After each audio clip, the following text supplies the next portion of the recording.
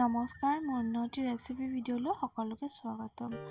আজি বনাইছিলোঁ এটা গোটা মুৰ্গী, ব্ৰইলাৰ মুৰ্গী কুকাৰতে সিজাই পেলাই বনাইছিলোঁ।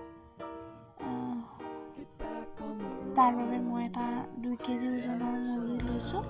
মই সৰু মুৰ্গী বিচাৰিছিলোঁ, নাপালোঁ, সেয়েহে মুৰ্গীটো ডাঙৰ হ'ল। সৰু হ'লে বেছি ভাল হয়। 2 কেজি ওজনৰ মুৰ্গীটো মই ধুনীয়াকৈ ধুই পেলাই কাট কৰি লৈছোঁ, যাতে মছলাবোৰ ভিতৰলৈ ভালদৰে সোমোৱাই যায়। হোল চিকেন বনাম যিহেতু। তাৰপাছত এইটোত মই নিমখ অকণ দি দিছোঁ, দি পেলাই এইটো ডুব যোৱাকৈ, মানে গোটেইখিনি যাতে পানীৰ তলত থাকে তেনেকুৱাকৈ মই পানী দি ল'ম। তাত পানী দি পেলাই মই তাত অকণমান মানে সৰু চামুচ এখনেৰে 3 চামুচমান হ'ব, আৰু মই ডাঙৰ হেতা এখনেৰে দি দিছোঁ। অলপ হোৱাইট ভিনেগাৰ দি দিছোঁ। তাৰপাছত এইখিনি মই 1 ঘণ্টা তিয়াই ৰাখিম পানীত। তাৰপাছত পানীৰ পৰা উঠাই পেলাই সেইখিনি ধুই ল'ম। এইটো দিয়াৰ কাৰণ হ'ল যাতে হোল চিকেনটোত যিটো কেঁচা গোন্ধ থাকে সেইটো যাতে নাথাকে। সেয়েহে মই মানে ব্ৰইলাৰ মুৰ্গী এটা গোন্ধ পাই ন, সেই গোন্ধটো নাথাকে যাতে, তাৰ কাৰণে মই দি লৈছোঁ। তাৰপাছত মই এটা পাত্ৰত 4 চামুচ দৈ, 1 চামুচ আদা আৰু 1 চামুচ নহৰু বটা দি দিছোঁ।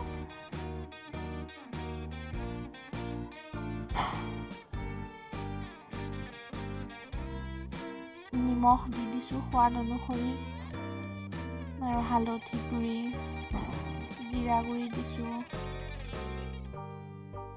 আৰু ধনিয়া গুড়ি, মোৰ জিৰা ধনিয়া মিক্স আছিলে সেইটো দি দিছোঁ, আৰু তন্দুৰী মছলা 1 চামুচ দি দিছোঁ, আৰু কাশ্মীৰী ৰেড চিলি পাউডাৰ দি দিছোঁ 1 চামুচ,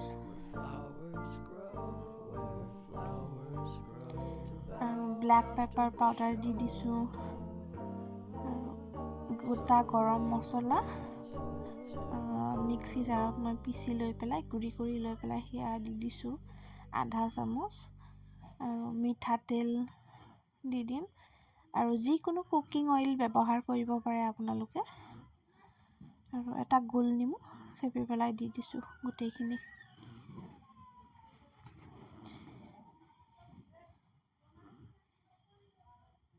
এইখিনি দি পেলাই মই ভালদৰে এইখিনি মিক্স কৰি ল'ম। মিক্স কৰি ইয়াত মই গোটা চিকেনটো দি পেলাই হাতেৰে ভালদৰে মছলাবোৰ লগাই দিম। কাট কৰি লোৱাবোৰত সময়ে ভালদৰে দিম। তাৰপাছত মই এইটো আধা ঘণ্টামান সময় মেৰিনেট কৰি ৰাখিম। মেৰিনেট নকৰিলেও হয়, মই অকণমান সময় মেৰিনেট কৰি ৰাখিছোঁ, আৰু মেৰিনেট কৰি ৰাখি পেলাই মই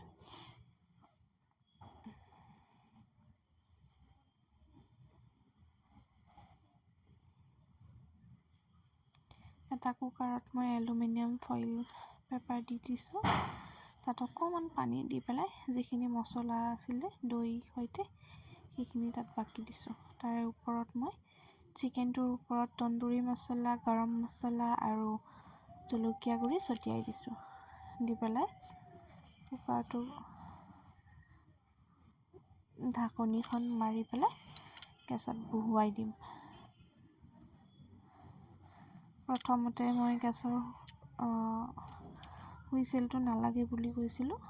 বাইদেৱে ক'লে ডাঙৰ মুৰ্গী এটা হুইচেল দি লোৱা, সেয়েহে মই হুইচেলটো দি লৈছোঁ। দি পেলাই এটা হুইচেল মাৰি লৈছোঁ, এটা চিটি মাৰি লৈছোঁ। তাৰপাছত মই হুইচেলটো ছাইড কৰি পেলাই আধা ঘণ্টামান সময় সিজিবলৈ দিছোঁ। তাত মই নেমু 2 ফাল দি দিছোঁ।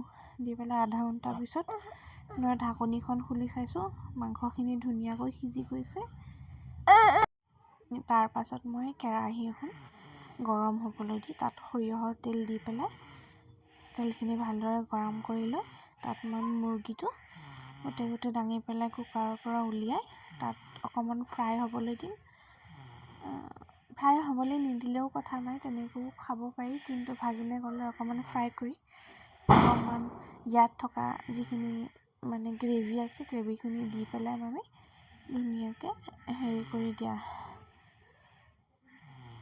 ভাজি দিয়া তেনেকৈ ক'লে সেই তাৰ কথা শুনি পেলাই মই দি দিলোঁ।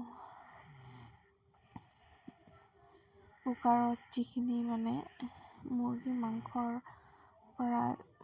পৰা যিখিনি পানী ওলাইছিলে সেই পানীখিনি দি দিব লাগিলে। তাৰপিছত একেবাৰে শুকুৱাই লৈছোঁ, পানীখিনি শুকুৱাই পেলাই ধুনীয়াকৈ প্লেট এখনত উলিয়াই তাৰ ওপৰত ধনিয়া আৰু নেমু টেঙা দি পেলাই সজাই লৈছোঁ। আৰু ভাগিন দুটাক সুধিছোঁ খাবলৈ দি পেলাই কেনেকুৱা হৈছে। সিহঁত দুটাক কৈছে একদম ৰেষ্টুৰেণ্টৰ নিচিনা হৈছে, ধুনীয়া হৈছে, খুব ধুনীয়া হৈছে, ভাল লাগিছে খাই পেলাই। ভিডিঅ'টো কেনে পালে নিশ্চয় জনাব। আজিলৈ আহিলোঁ, বাই বাই।